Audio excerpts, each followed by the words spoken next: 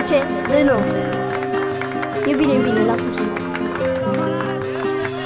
Am să cânt și o piesă, cea mai nouă melodie pentru toată lumea prezentă, pentru toți frații noștri și pentru cei care nu mă cunosc. Sunt Ionuț Cercel, băiatul lui Petrică Cercel.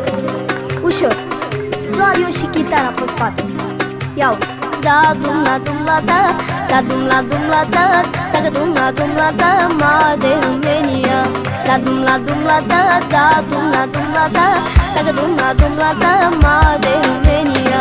Chiar dacă ești moldovean, ardelean sau țigan, suntem de romanii, iali, iali, iali. Chiar dacă ești moldovean, ardelean sau oltean, suntem de romanii, iali, iali, iali. Da dum la da, da dum la da, da dum la da, ma de România. Da dum la da, da dum la da, da dum la da, ma de România.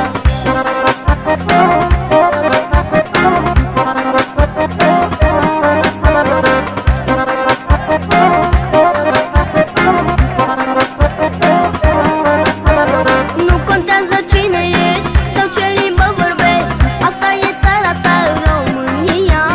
Nu contează cine ești sau ce limbă vorbești, asta e țara ta, România. Solo, iau cea mai nouă, ai cu moldoveanu, cu ardeleanu, bucureșteanu, haide să țiganu, și cu olteanu, cu moldoveanu, cu ardeleanu. Da, da, da, da.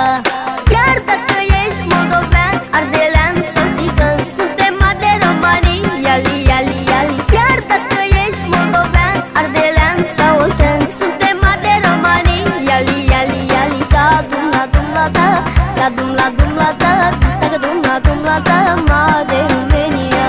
Da dum la da, da dum la da, da dum la da, ma de România.